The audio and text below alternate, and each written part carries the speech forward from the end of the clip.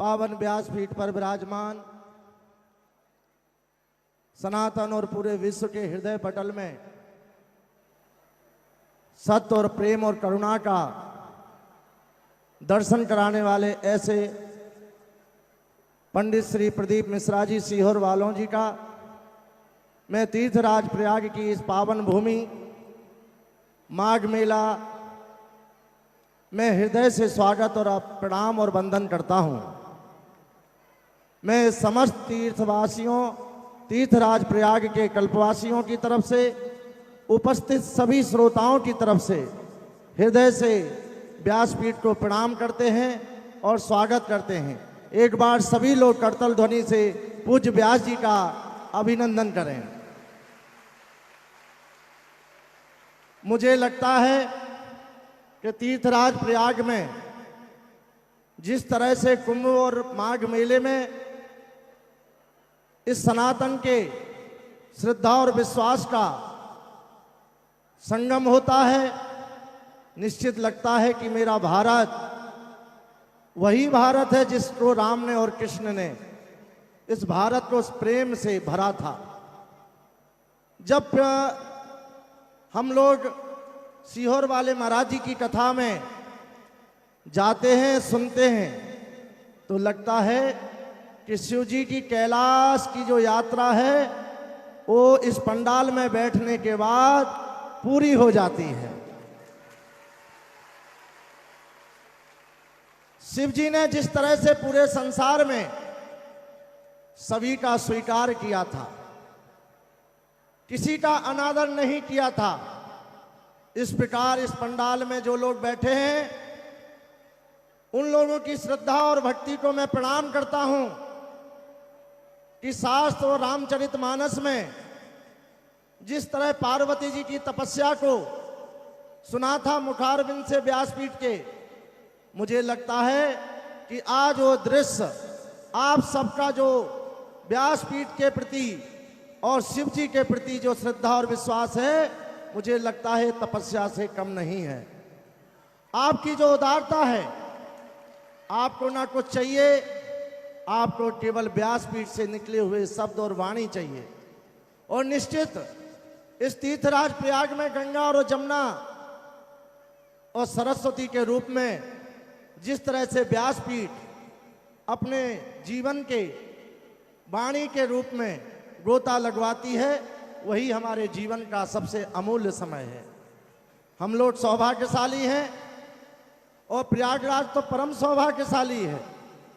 पूज्य महाराज जी की कथा के लिए कितना इंतजाम करना पड़ता है, इंतजाम अर्थ का नहीं व्यवस्था का, क्योंकि इतने श्रद्धा विश्वास के साथ जो शिव भक्त आएंगे उनके लिए जगह भी चाहिए, निवास भी चाहिए।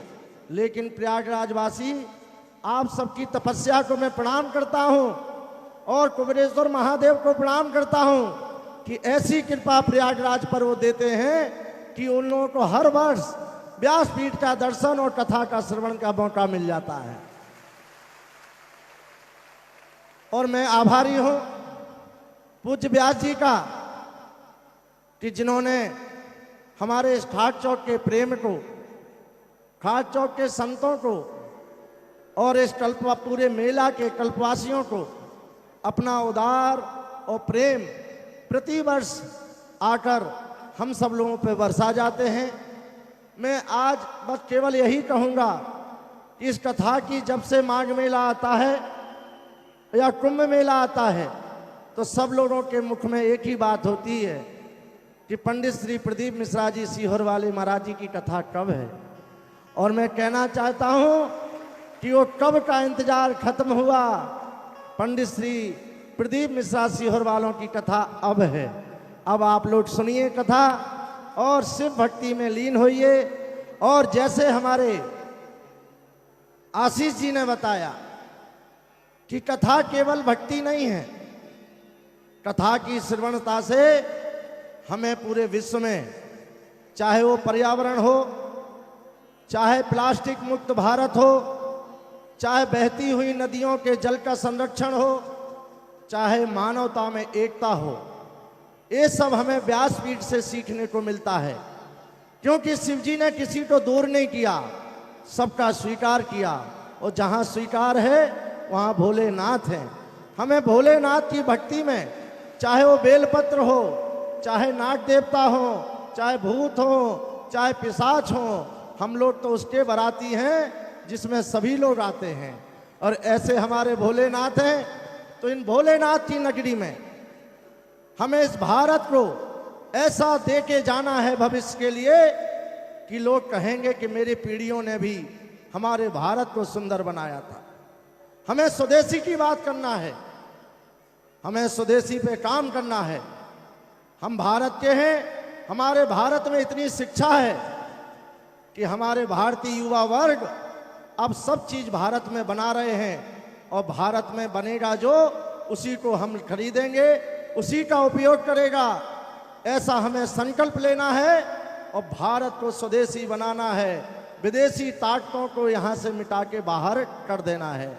आइए हम सब लोग इस पावन शिव पुराण की गंगा में स्नान करें और पुनः व्यासपीठ को प्रणाम, आप सबको भी प्रणाम।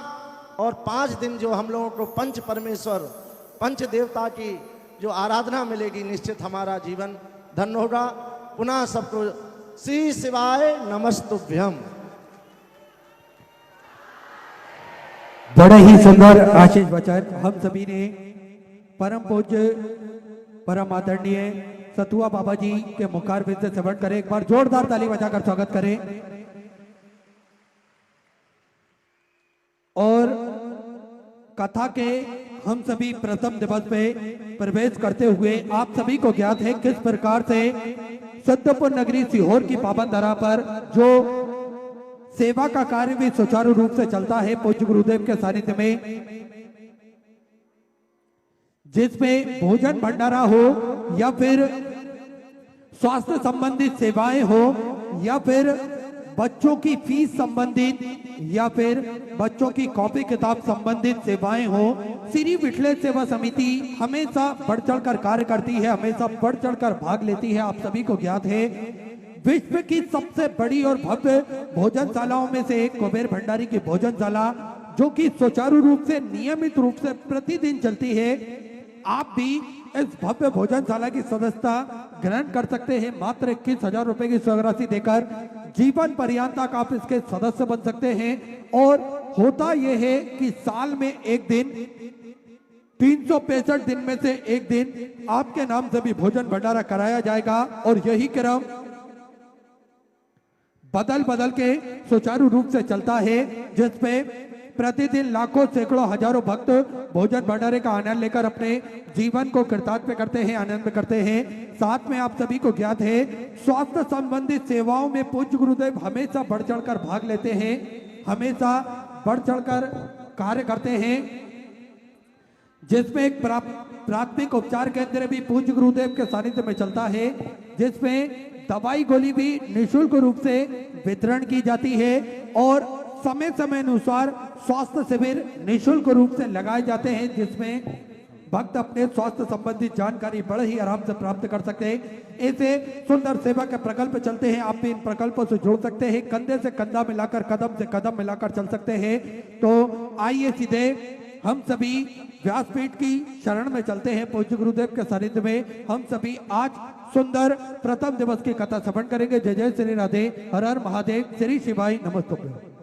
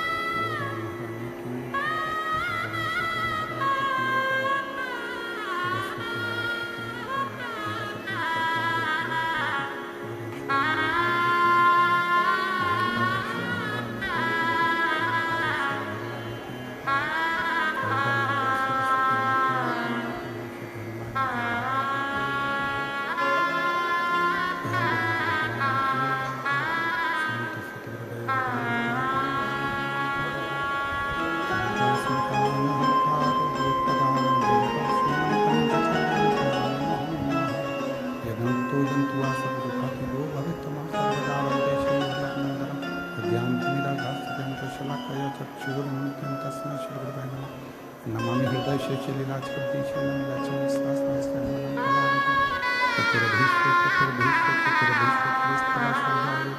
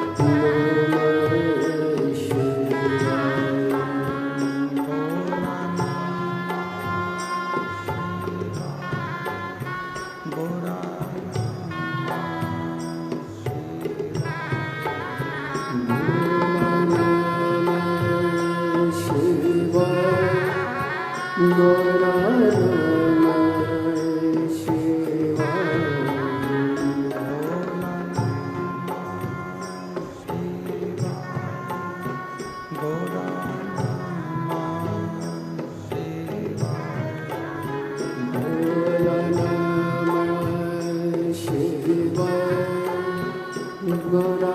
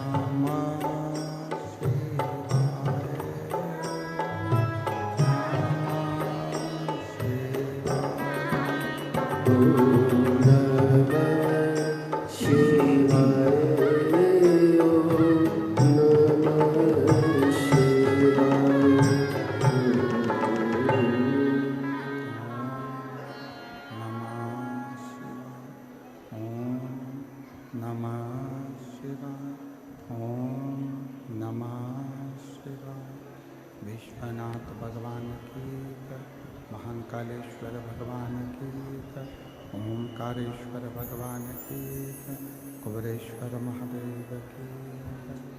हर हर महादेव, हर हर महादेव, हर हर महादेव, हर।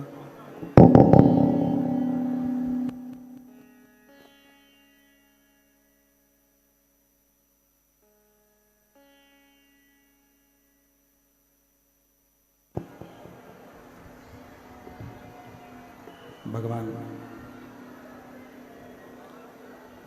देवाधिदेव महादेव, भगवान शिव, जिनकी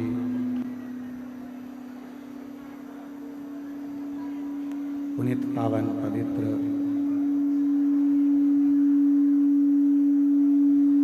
शिव महापुराण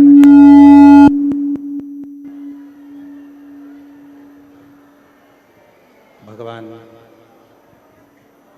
देवाधिदेव महादेव की पवित्र पावन धरा त्रिवेणी का संगम, जहाँ बैठकर भगवान शिव की पवित्र पावन शिव महापुराण की कथा श्रवण करने का सौभाग्य बाबा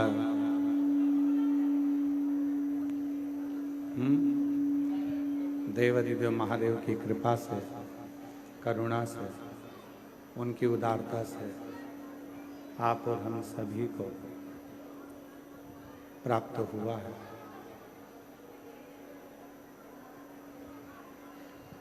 ये पवित्र प्रावण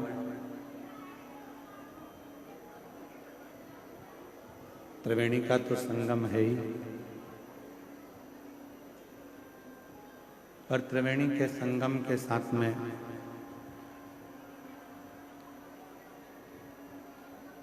सतुआ बाबा जी की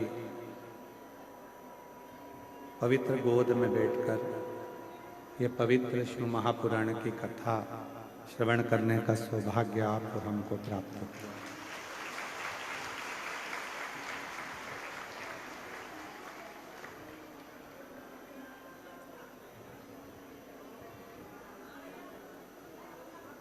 सतुआ बाबा जी के इस पवित्र पावन सेवा शिविर में वर्तमान पीठ पर सतुआ बाबा जी की वर्तमान गादी पर विराजमान जगत गुरु महामंडलेश्वर श्री संतोषाचार्य जी महाराज सतुआ बाबा जी,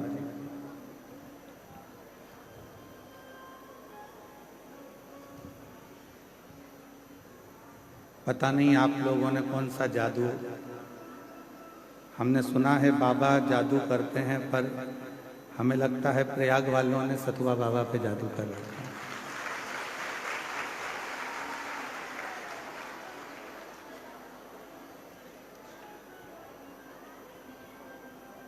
हमारी इतनी व्यस्तता होने के बाद भी बाबा जी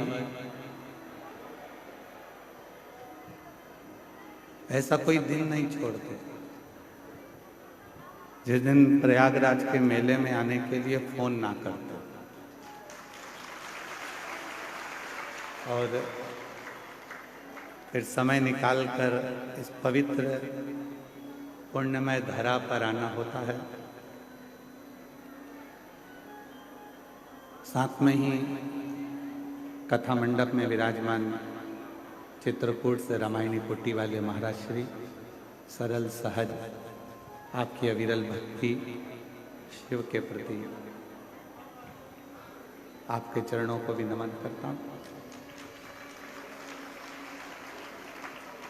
कथा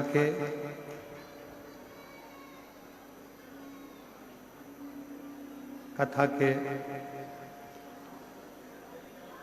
मुख्य यजमान श्रीमती सुमित्रा विजय दुबे जी, सीमा मदन दुबे जी, अंजलि कपिल दुबे जी, शिवांगी सचिन तिवारी जी खुरई मध्य प्रदेश से हैं। एक बार इनके लिए जोरदार ताली बजाकर स्वागत वंदन। जहाँ बैठे हों यजमान परिवार खड़े हो जाए। यजमान कहीं बैठे हैं तो खड़े हो जाए। बहुत बहुत साधुवाद आपको। एक बार सुमित्रा विजय दुबे जी के लिए, सीमा मदन दुबे जी के लिए, अंजलि कपिल दुबे जी के लिए, शिवांगी सचिन तिवारी जी के लिए खुरई मध्य प्रदेश से पधारे हैं। एक बार जोरदार ताली बजाकर उनका साधुवाद, जिन्होंने इस पवित्र कथा का यजमान पद ग्रहण किया। एलईडी चालू करिए। एलईडी वाले पीछे की एलईडियां चालू करें।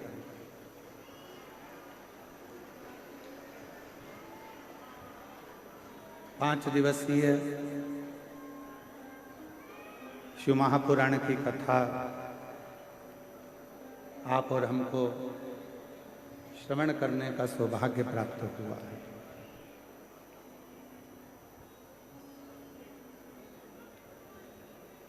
इन 5 दिनों में आप कितना ग्रहण कर सकते हैं, ये आपके ऊपर निर्भर करता है।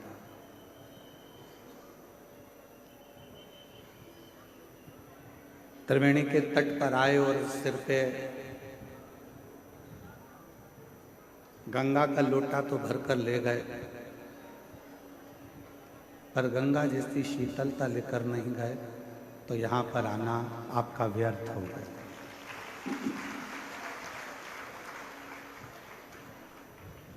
फिर यहाँ आना आपका व्यर्थ है। मूल है त्रिवेणी के संगम पर यदि आप आए हैं और त्रिवेणी के संगम पर यदि आप पहुँचे हैं, तो यहाँ से केवल त्रिवेणी का जल लेकर नहीं, ज्ञान भक्ति और वैराग्य को साथ लेकर। पीछे आवाज नहीं जा रही है भाई, देखो सेट करो।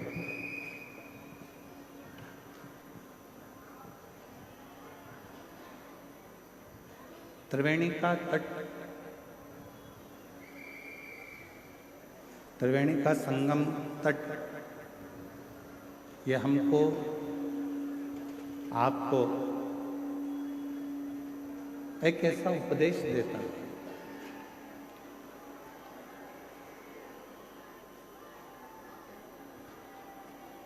पीछे केवल बढ़ा, पीछे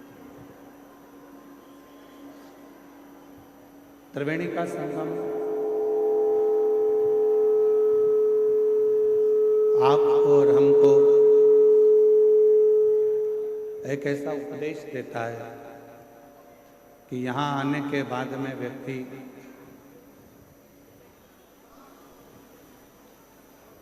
तीन चीजों को पवित्र कर जाता है।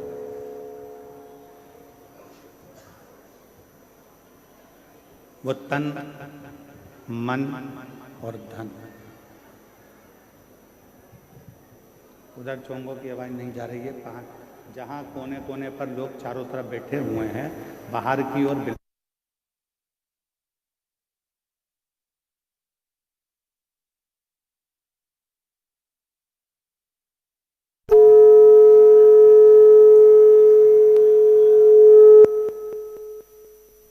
त्रिवेणी का संगम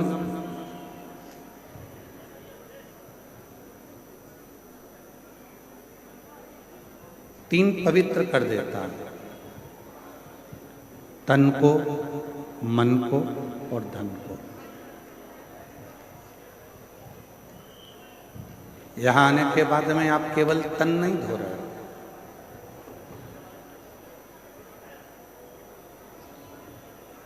यहां पहुंचने के बाद केवल तन नहीं धोया जा रहा है, यहां आने के बाद में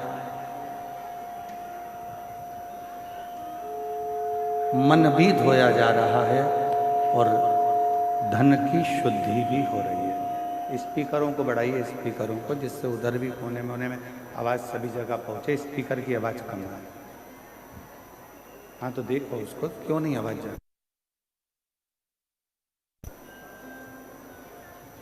तन मन और धन की पवित्रता कहीं पर है तो वो त्रिवेणी के संगम पर, इस प्रयागराज की भूमि पर है, जहाँ व्यक्ति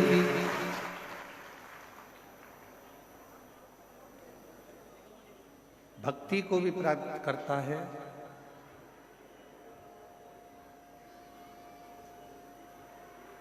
मुक्ति को भी प्राप्त करता है, और एक अलग से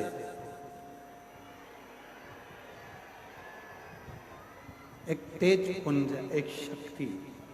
शंभू, आशीष इधर बोलो, सब लोग परेशान हो रहे हैं, इधर अंदर का साउंड क्यों नहीं खुल रहा, कारण क्या है?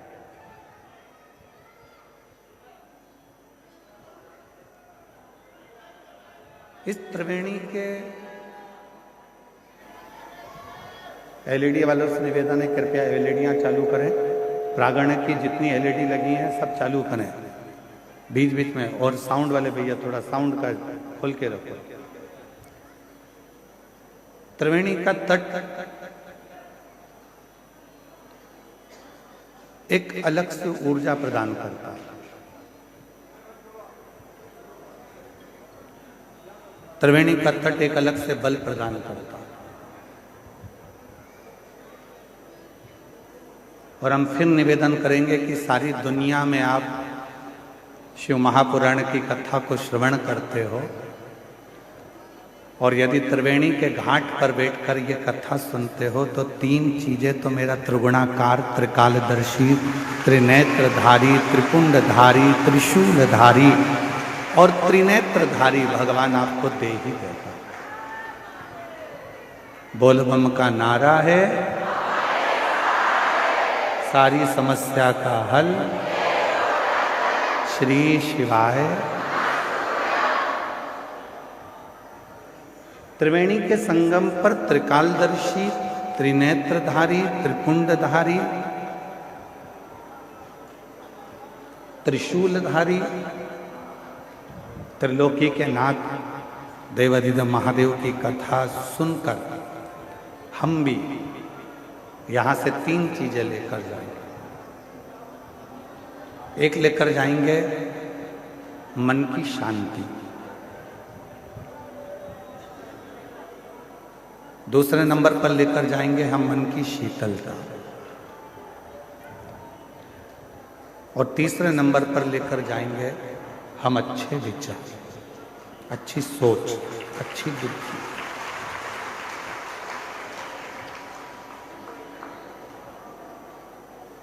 क्यों?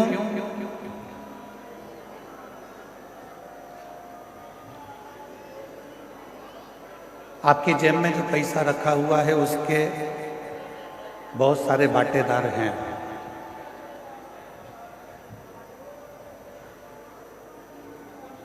आपकी अलमारी में जो पैसा रखा हुआ है उसके भी बहुत सारे हिस्सेदार हैं।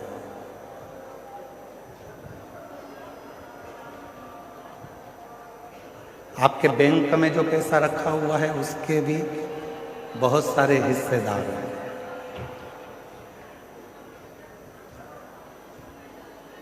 आपका प्लाट है उसके भी बहुत सारे हिस्सेदार हैं। आपका मकान है उसके भी बहुत सारे हिस्सेदार।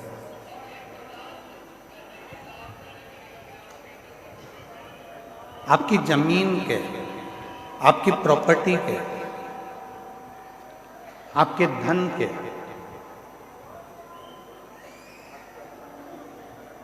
आपकी संपदा के, आपके स्वर्ण के, चांदी के, बर्तन के, कपड़े के बहुत सारे हिस्सेदार हैं।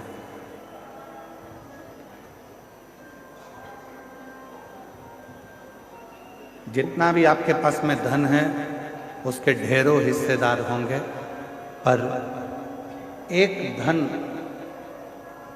हमारा खुद का होता है जिसका कोई हिस्सेदार नहीं होता।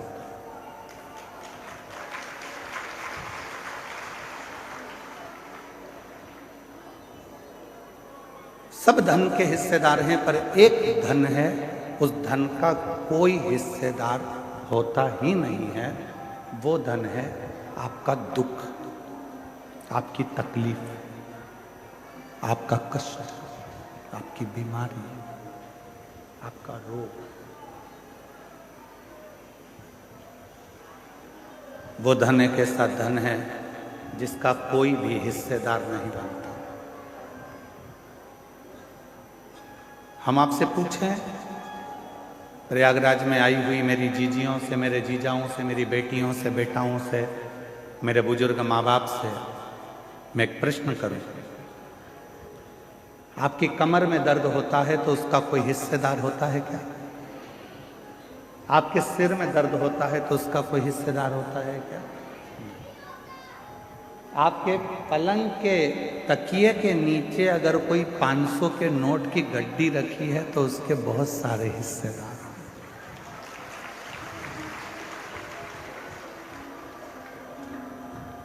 उसके हिस्सेदार हो सकते हैं, पर आपके दुख का कोई हिस्सेदार नहीं, कोई।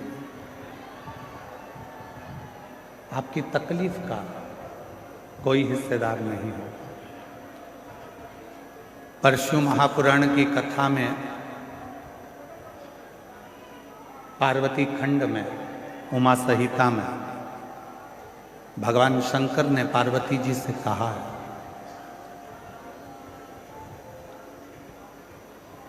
कि दुनिया के लोगों के धन के हिस्सेदार बहुत होंगे, दुनिया के लोगों की प्रॉपर्टी के हिस्सेदार बहुत होंगे, दुनिया के लोगों की संपदा के हिस्सेदार बहुत होंगे, पर पार्वती जो मेरे शिवलिंग पर एक लोटा जल समर्पित करता है उसका दुख का कोई हिस्सेदार नहीं होता, पर जब वो पवित्र मन से मेरे ऊपर एक लोटा जल समर्पित करता है तो उसका दुख का हिस्सेदार मैं स्वयं। उसके दुख का कोई हिस्सेदार होगा तो वो शिव हो।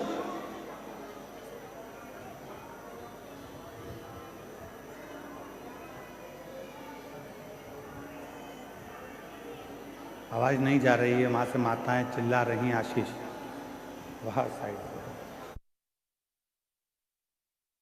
उनके दुख का हिस्सेदार मैं स्वयं हूं।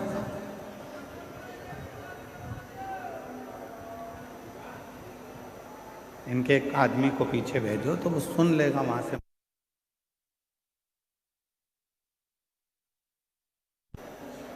दुख का हिस्सेदार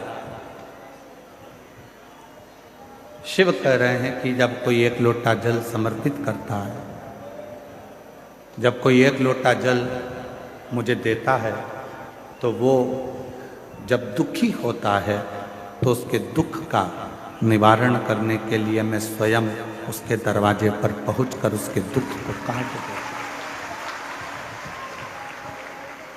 उसके दुख को समाप्त करने की जवाबदारी मेरी हो जाती है। उसकी तकलीफों को समाप्त करने की जवाबदारी मेरी हो जाती है।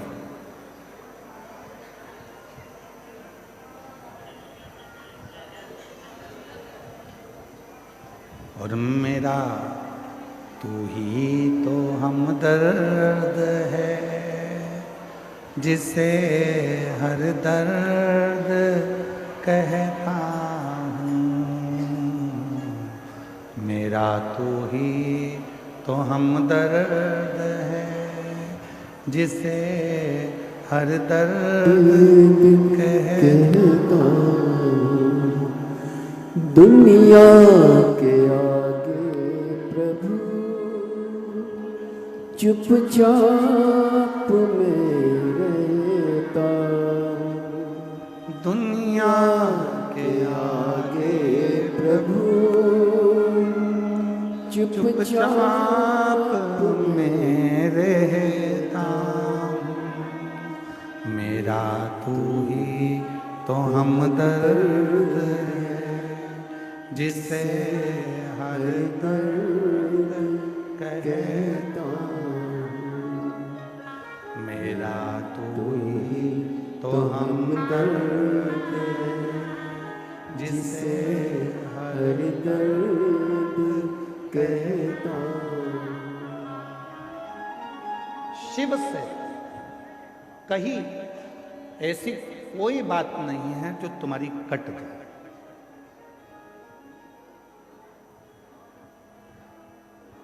शिव जी से करी हुई प्रार्थना ऐसी कोई नहीं है जो तुम्हारी प्रार्थना को शिव स्वीकार ना करे, शंकर स्वीकार ना करे।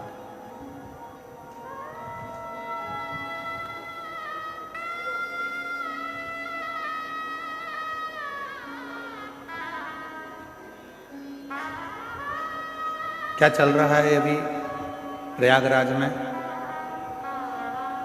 1 महीने का क्या चल रहा है? इसको कुंभ नहीं कहेंगे, इसको कहेंगे माघ मेला।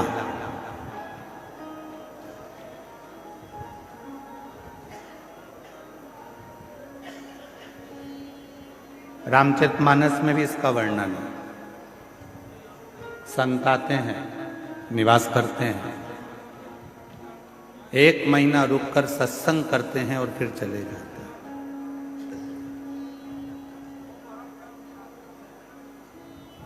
आप क्या करने आए हो?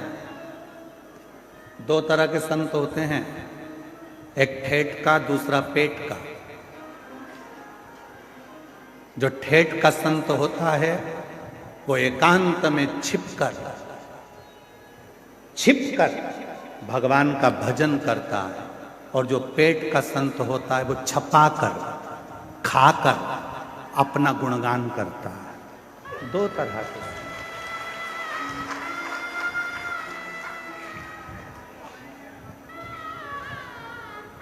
एक छपाकर खुश होता है, एक छिपकर खुश होता है।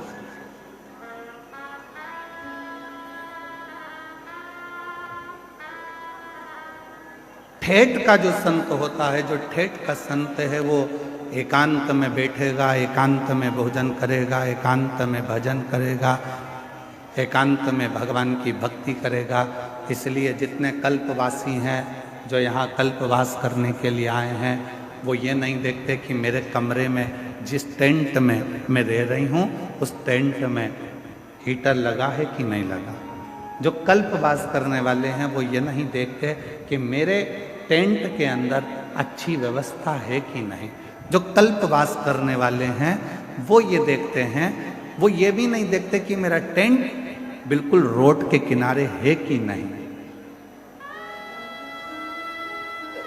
जो कल्पवासी होते हैं वो कोने में एकांत में छुपकर अपना तंबू लगाकर उसमें बैठकर राम नाम, कृष्ण नाम, शिव नाम भजते हैं, छिपकर रहते हैं, छपाकर नहीं, सामने आकर नहीं। क्यों हमारे शास्त्रों में कहा गया कि संत, साधु, गुरुजन, तपस्वी जन, साधु, सन्यासी, तपस्वी जन जंगल में जाते थे, वन में जाते थे, तपस्या करते थे, वन में जाकर छिपकर बैठ जाते थे, तप करते थे। जहां कोई ना आए वहां संत जाकर, साधु जाकर, गुरुजन जाकर, तपस्वी जन जाकर साधना करते, तप करते थे, साधना करते थे। तो क्या पहले के संत शहर में जाकर तप नहीं कर सकते थे जिससे लोग हमको देखें? क्या पहले के संत शहर में पहुंचकर क्या अपना प्रचार करने का प्रयास नहीं कर सकते थे कि हमको देखें लोग, हम इतनी साधना कर रहे हैं, हम इतना तप कर रहे हैं, हम इतना व्रत कर रहे हैं, लोग हमको देखें, सोशल मीडिया पे डालें, लोग हमको पहचानो? क्या पहले के संत शहर में जाकर तप कर कर दुनिया को नहीं दिखा सकते थे?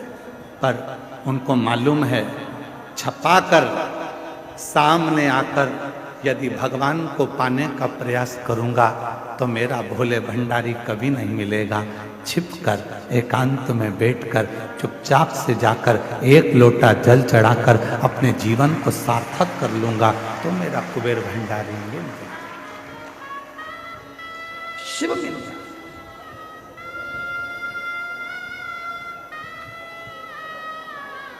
कई लोग कहते हैं गुरुजी हम सवेरे सवेरे तैयार नहीं हो पाते और लोटा लेके मंदिर में पहुंच जाते हैं जल चढ़ाने, चलेगा क्या? हमने कहा चलेगा। तो कहा हम लोटा लेके जैसे मंदिर में जाते हैं तो पंडित जी कहते हैं कि बताओ, लोटे को साफ भी नहीं करा, गंदा लेकर आ गए, काला काला हो रहा है और खुद भी तैयार नहीं हुई और आ गई एक लोटा जल चढ़ाने के लिए। तो हमारा निवेदन है, हाथ जोड़कर कह देना, मैं कितनी भी तैयार हो जाऊं, मेरा भोले बाबा मेरे ऊपर के रूप को नहीं देखता, मेरा भोले बाबा तो मेरा मन देखता।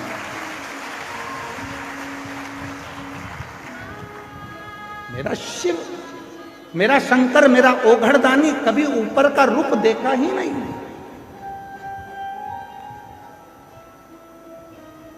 आप कितने सुंदर हो, उसको मतलब नहीं।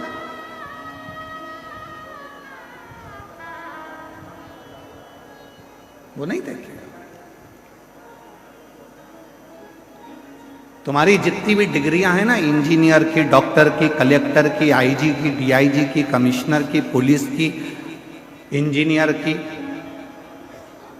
तुम्हारी जितनी डिग्रियां, सारी डिग्रियां केवल पृथ्वी पर देखी जाएगी। वहां तो केवल एक डिग्री देखी जाएगी, तूने पृथ्वी पर जाकर पुण्य कितना करा, सत्कर्म कितना किया, भजन कितना किया, नाम जाप कितना किया, स्मरण कितना किया, कीर्तन कितना किया, मंत्र जाप कितना किया, वो डिग्री उस परमात्मा के यहां देखी।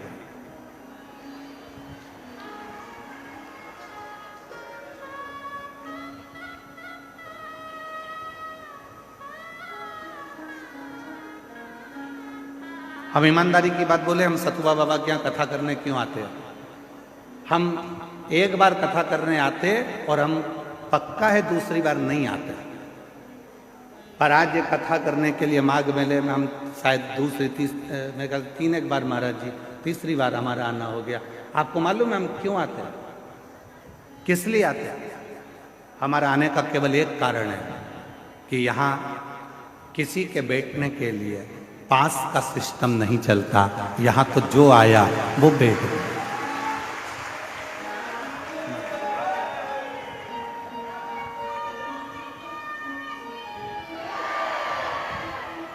यहाँ हमारा आने का केवल एक कारण है कि यहाँ बहुत सारे बैरिकेड बनाकर, ये नहीं कि जिसने धन दिया वो आगे बैठेगा, जिसने कम दिया वो राइट में बैठेगा, और कम दिया तो वो लेफ्ट में बैठेगा। यहाँ तो महाराज जी के, इस सतुआ बाबा जी के शिविर में कथा हो रही है और मैं सतुआ बाबा जी संतोषाचार्य महाराज जी को, जगत गुरु संतोषाचार्य जी महाराज जी को धन्यवाद दूंगा कि उन्होंने चारों तरफ की टीनों को, जो चारों तरफ से बैरिकेड लगे थे, टीन लगी हुई थी, पंडाल एक अंदर की ओर ये आश्रम था, उन्होंने सब दूर की टीन को उखड़वा दिया और कह दिया जहां तक लोग बैठ सके उनको बैठ। यहाँ धन की मूलता नहीं देखी गई कि तुमने पैसा दिया तो तुम आगे आकर बैठोगे, तुमने धन दिया तो तुम आगे आकर बैठोगे। यहाँ कोई बैरिकेड की सुविधा नहीं होती है। यहाँ पर कोई अलग से स्थान नहीं बनता कि तुम्हारे गले में पास दिया जाए और तुम पास लेकर फिर इस कथा में जाकर बैठो। इसलिए इस कथा में हम 3 साल से लगातार आ रहे हैं, क्योंकि यहाँ सतुआ बाबा जी जो कथा या आयोजन कराते हैं वो केवल हर हर महादेव के लिए, देवाधिदेव महादेव के लिए, विश्वनाथ जी के लिए। यह दिखावा नहीं है, यह दिखावे के लिए कोई कथा या सत्संग या संकीर्तन नहीं है।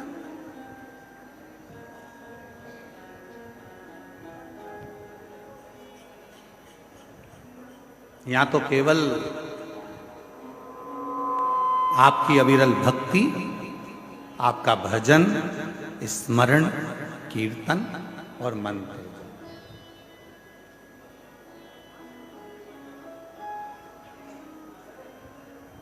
केवल आपका भजन, कीर्तन और मंत्र आप करो।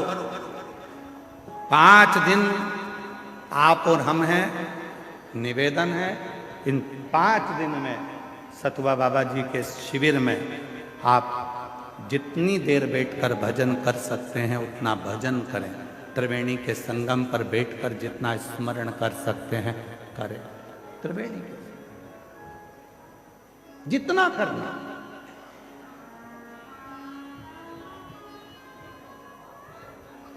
और नहीं तो हम तो एक बार आते और एक बार में देख लेते कि भैया यहाँ तो कुछ अलग बात है, तो फिर हम ना आते। महाराज जी, हमारी आदत थोड़ी सी बड़ी गलत है। हम जहाँ देख लेते हैं कि गड़बड़ है तो हम वहाँ जाते नहीं, परंतु हमने देखा यहाँ कोई वीआईपी पास नहीं, कोई वीआईपी ट्रीटमेंट नहीं।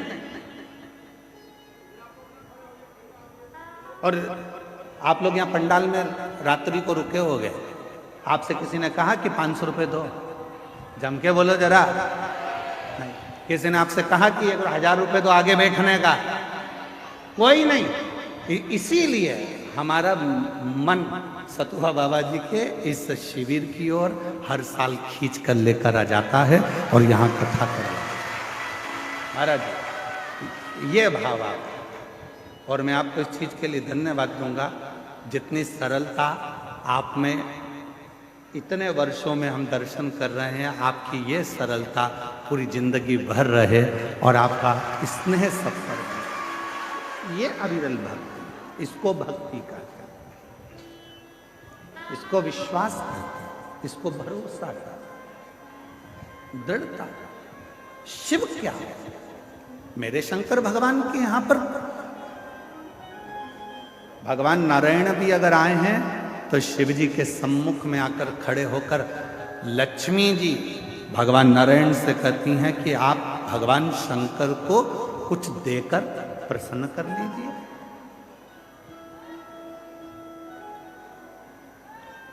आप भगवान शंकर को कुछ दे दो, प्रसन्न हो जाएंगे। ब्रह्मा जी से स्वयं ब्रह्माणी ने कहा आप भगवान शंकर को कुछ दे दीजिए, शंकर जी प्रसन्न हो जाएंगे। इंद्राणी ने इंद्र से कहा कि शिव जी को प्रसन्न करना है तो कुछ दे दीजिए, शिव प्रसन्न हो जाएंगे। तब भगवान नारायण ने लक्ष्मी जी से कहा शिव को प्रसन्न करने के लिए धन दौलत संपदा वैभव देने की जरूरत नहीं है। शिव को अगर कुछ देना है तो अपने चलते हुए समय में से, अपनी चलती हुई श्वास में से, अपने चलते हुए जीवन में से 2 क्षण राम नाम का दे दीजिए, शिव जी आपके हो जाएंगे। केवल राम नाम, केवल कृष्ण नाम, केवल भगवत नाम, केवल भजन स्मरण शिव को दे दो, शिव तुम्हारा हो जाए।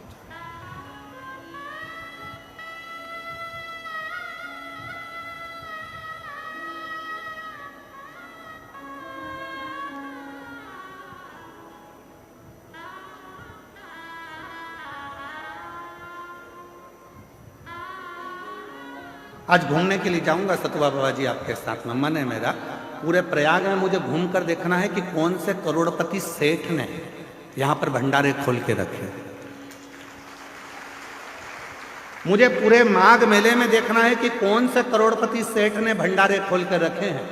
जो दुनिया के लोग कहते हैं साधु मांगता है, जो दुनिया के लोग कहते हैं संत मांगता है, जो दुनिया के लोग कहते हैं ब्राह्मण मांगता है, जो दुनिया के लोग कहते हैं सन्यासी मांगता है, उनको दिखाना है मुझे इस आस्था चैनल पर कि संत मांगता है तो कहां ले जाकर भक्तों को खिलाता है, वो दिखाने का प्रयास करना। यहां माघ मेले में कोई सेठों ने अपने अपने शिविर नहीं लगाए। यहाँ माघ मेले में जो लंगोटी पहनने वाला बाबा है, जो तन पर एक वस्त्र धारण करने वाला संत है, उसने अपना शिविर लगाकर 1 महीने तक ना जाने कितने कितने हजारों भक्तों को, किसी को चाय पिला दी, किसी को भोजन करा दिया, किसी को भंडारा खिला दिया। वो तुम्हारे लिए मांगा है, वो तुम्हारे लिए लेकर आया। और मुझे माघ मेले में उस सेठ को ढूंढना है जो भंडारे कर रहा है। कि कितने लोग कहते हैं कि आज के महाराज तो लूटते हैं, आज के महाराज तो लेकर आते हैं, उनको दिखाना है। इस माघ मेले में एक एक झोपड़े में बैठा हुआ एक एक संत, एक एक साधु, एक एक तपस्वी, एक एक सन्यासी आपको खिलाने के लिए बैठा है और आशीर्वाद देने के लिए बैठा है। यहाँ लेने के लिए नहीं बैठा, यहाँ लेने नहीं आया, यहाँ देने आया।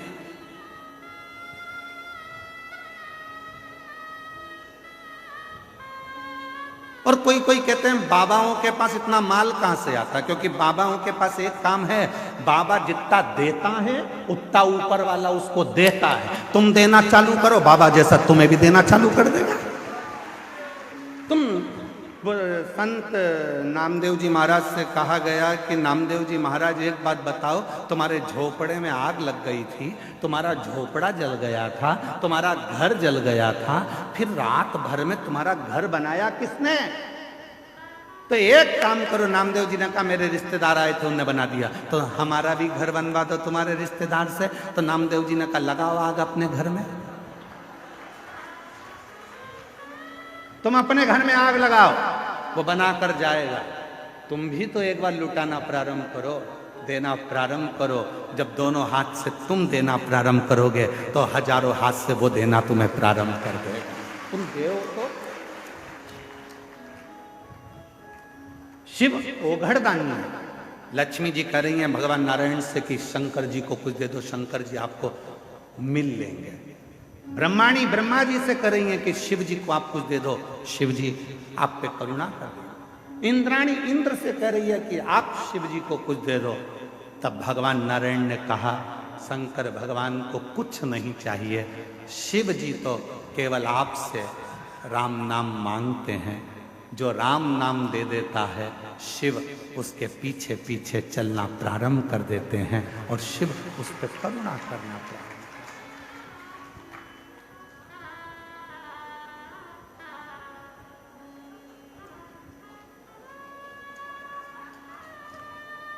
ऐसे दयालु नाथ से रिश्ता बनाइए, ऐसे दयालु नाथ से। मेरी जीजियों सबको आता है ना, आप सबको मालूम है हम हमारे भजन नहीं बदलते। हम ज़्यादा भजनों को इसलिए नहीं बदलते क्योंकि कथा में आप जितनी देर बैठो तो आप लोगों को मालूम होना चाहिए कि जो भजन गुरु जी गाएंगे वो भजन आपको भी गाना, क्योंकि हमारे भजन नहीं होते। हम भगवान से प्रार्थना करते हैं इन शब्दों के माध्यम से कि हम पर भी कृपा करें। तो आपको भी अपनी वाणी में बोलना है साथ साथ, ऐसे दयालु नाथ से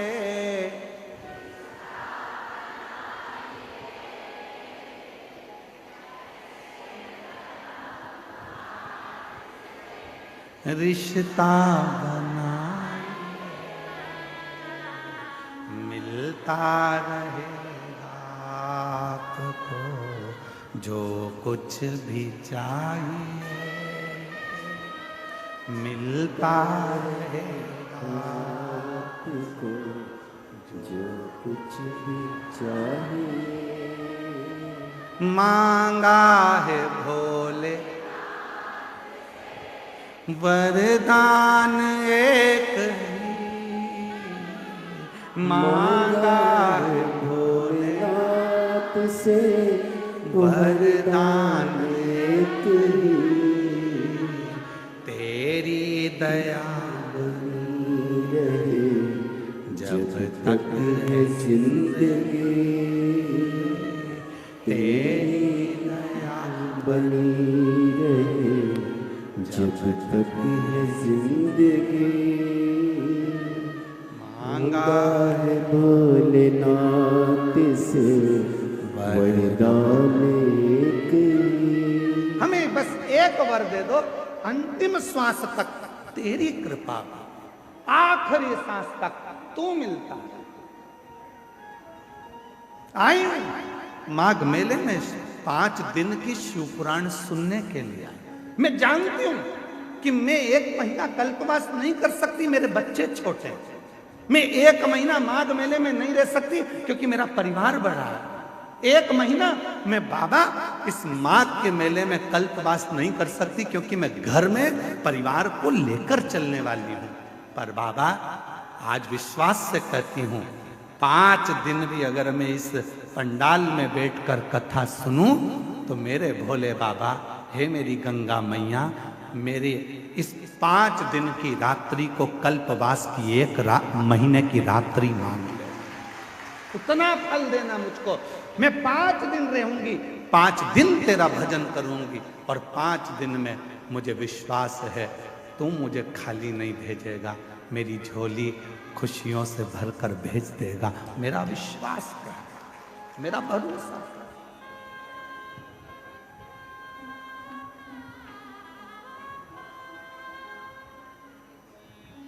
एक माँ ने अपना पत्र लिखा है कि मेरी, देखो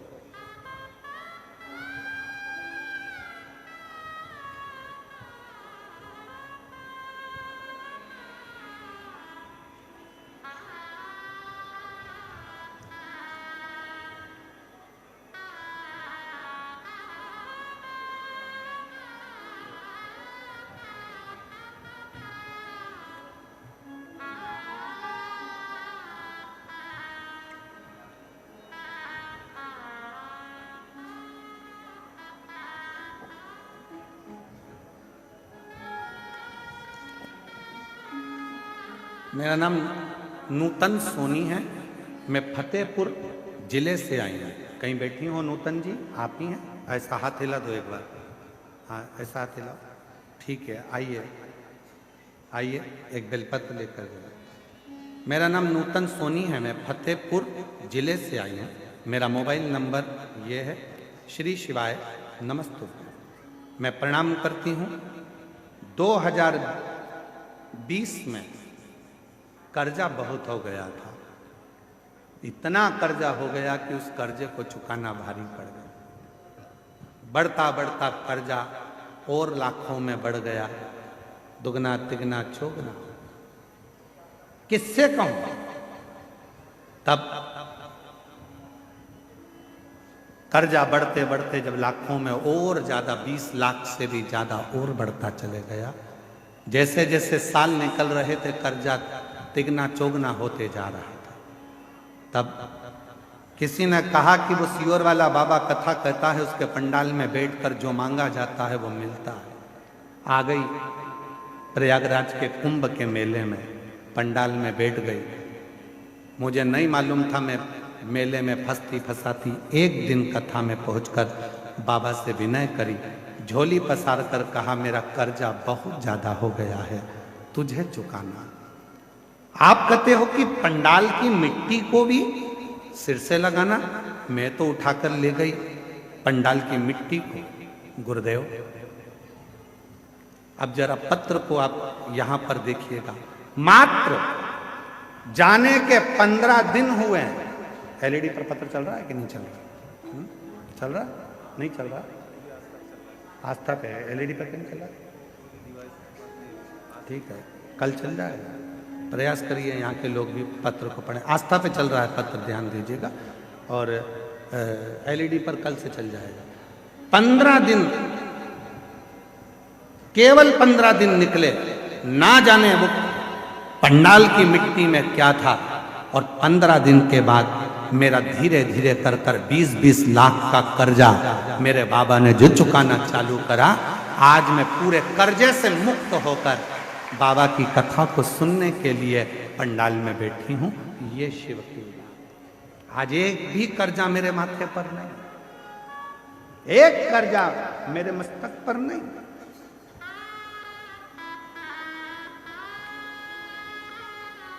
कौन देगा तुमको 20 लाख रुपए? तुम्हारे रिश्तेदार दे देंगे तुमको 20 लाख रुपए? बोलो, जम के बोलो जरा। 5 लाख दे देंगे, 10 लाख दे देंगे, 25 लाख दे देंगे, कोई तुम्हारा कर्जा चुकाने वाला नहीं होगा। कर्जे में डुबाने वाले मिलेंगे पर कर्जा चुकाने वाला नहीं होगा। और याद रखना, कर्जा तुमने किया है तो चुकाना भी तुम्हें है, मेहनत तुम्हें करना है। सियोर वाला महाराज आकर तुमको करोड़ों की गड्डी नहीं देगा, सियोर वाला महाराज आकर तुम्हें कहीं से गड़ा हुआ हंडा निकाल कर नहीं देगा। मेहनत तुम्हें करना पड़ेगा, एक लोटा जल तुम्हें चढ़ाना पड़ेगा। और जब मेहनत और लगन और शिव की भक्ति, ये त्रिवेणी का संगम एक जगह पर होगा तो 15 दिन क्या 5 दिन में भी कर्जा चुकाने की सामर्थ्यता तुमने बाबा दे। किसी बाबा के चक्कर में मत पड़ना कि कोई तुमको निकाल कर सोने का हंडा देगा। किसी बाबा के चक्कर में मत पड़ना कि कोई तुम्हारा दुख काट देगा।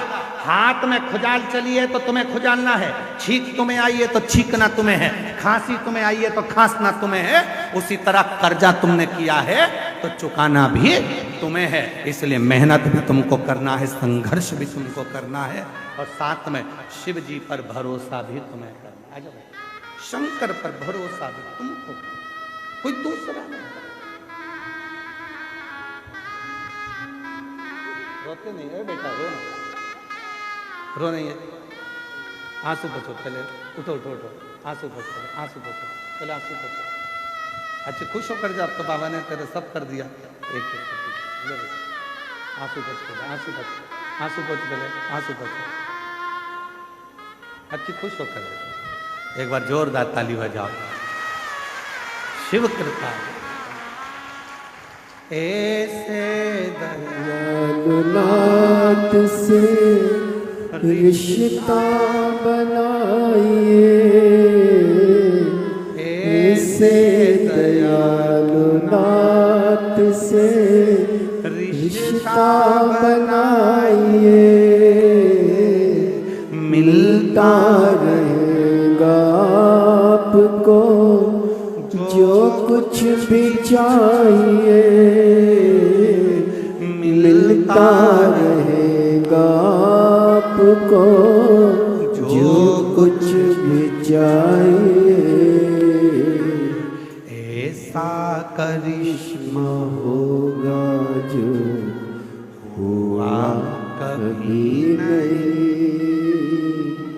ऐसा करिश्मा होगा जो हुआ कभी नहीं।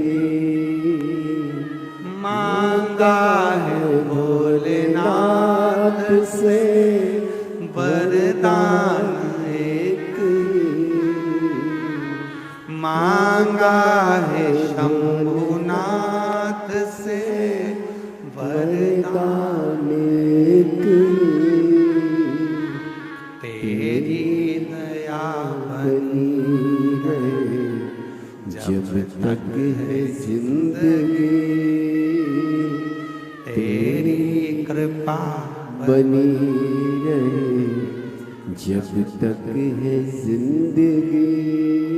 ये जीवन है। आए हो कथा सुनने के लिए, जहां जगह मिले वहां बैठकर, ये मत सोचना कि रोड है, रोड का किनारा है, तुम्हें जहां जगह मिले वहां बैठकर 2.5 घंटा 3 घंटा तो हम बोलते नहीं है कथा, फालतू की बात है कि हम 3 घंटा कथा बोलते हैं, नहीं, आधा घंटा तो आशीष बोलता है, 2.5 घंटे हम बोलते, और हम भी नहीं, वो बुलवाता है तो बोलते। 2.5 घंटे की कथा में जितनी देर बैठो उतनी देर आप उस बाबा से अपने मन की लगन को जोड़ने का प्रयास करना। ये सोचना सियोर वाला बाबा कथा नहीं कह रहा, गंगा के घाट पर, त्रिवेणी के घाट पर मेरा ओघड़ दानी कुबेरेश्वर महादेव तुम्हारी झोली भरने के लिए आया है और भर कर जाएगा। इस विश्वास के साथ कथा को श्रवण दे देगा, क्या ना देगा। किसकी सामर्थ्यता होगी? ये पत्र में लिख रही है वो बहन कि 15 दिन नहीं लगे और 15 दिन में मेरे लाखों लाखों का कर्जा चुका दिया। किसकी सामर्थ्यता होगी? कौन दे देगा लाखा? कौन सामर्थ्यता? उस परमात्मा की कृपा होगी तो उस परमात्मा ने अगर जगत ने तोड़ी और उसने जोड़ी, फिर किसी के बाप में दम नहीं है कि कोई तोड़ के बता दे। किसी के बाप में दम हो तो तोड़ के बता दे, जब वो जोड़ता है तो कोई नहीं तोड़ता। और हम और आप सब उलझनों में फंसे हुए विचार कर रहे हैं कि भाई कोई मिलेगा और कोई दे देगा। ना ना ना, हम तो यहां तक कहेंगे, ए मेरी जीजियों, ए मेरे जीजाओ, बेटियों बेटाओं, मेरे बुजुर्ग माँ बाप, याद रखना, माघ मेले में अगर तुम्हें पड़ा हुआ किसी का मोबाइल भी मिल जाए, किसी की सोने की रकम भी मिल जाए, तो उस पर अपना हक मत बताना। ना जाने वो मोबाइल और सोने की रकम तेरे घर में जाकर कितना उपद्रव मचाएगी और ना जाने तेरे घर को कितना बर्बाद कर देगी, कोई भरोसा नहीं। यहां सोने की रकम ढूंढने मत आना।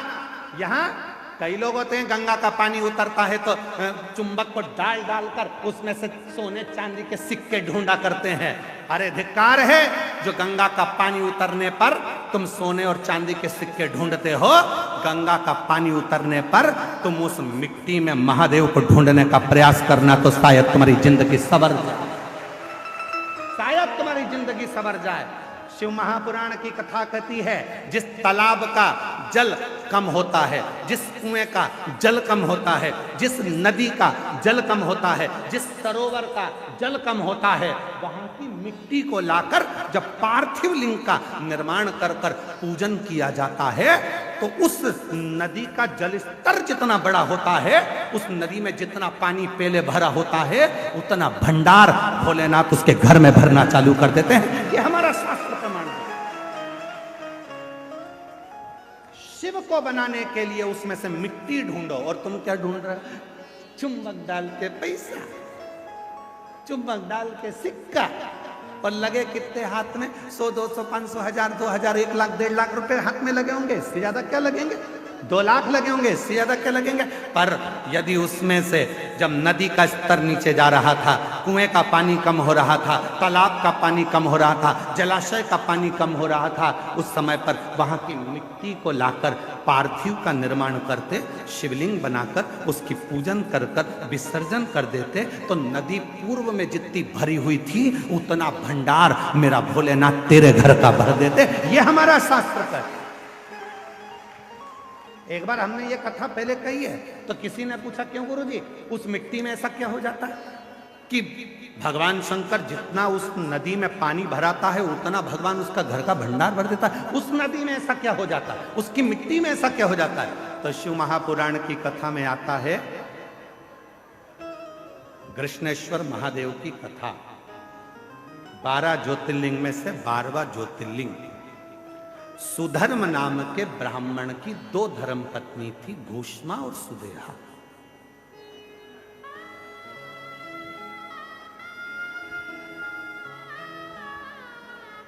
आप लोगों के मन में भी संशय होगा कि नदी का पानी उतरता है तो उसकी मिट्टी का शिवलिंग क्यों बनाया जाता है, उसका फल क्यों इतना कि भगवान का भंडार भर देता है। नदी, तालाब, बावड़ी, कुआं का पानी कम होता है तो उसकी मिट्टी को निकालकर उसका शिवलिंग बनाकर पूजन करने का फल क्या होता है? तो सुनो कृष्णेश्वर महादेव की कथा। सुधर्म नाम के ब्राह्मण की 2 धर्म पत्नियां थी, सुदेहा, घूष्मा, 2। सुदेहा के घर में संतान नहीं है और घूष्मा के घर में एक बेटे ने जन्म लिया। बेटे ने जन्म लिया तो सुदेहा का मुख उतर गया, मेरे गर्भ से औलाद नहीं हुई, और घूष्मा को औलाद हो गई।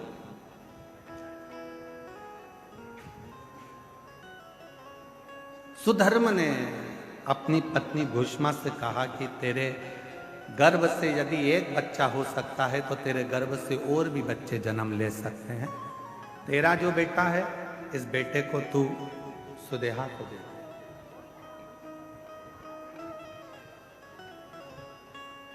इस बेटे को तू सुदेहा को दे दे। सुदेहा को? हाँ, ठीक है। उत्सव रखा बड़ा भारी, और घूष्मा ने अपने बेटे को सुदेहा की गोद में दे दिया।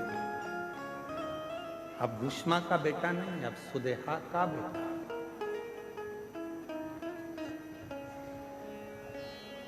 सुदेहा का बेटा। धीरे धीरे बच्चे को पाल पोस कर सुदेहा ने बड़ा किया। वो बच्चा जब बड़ा हो गया, उसका विवाह हो गया, बहू घर में आ गई। बहू आई तो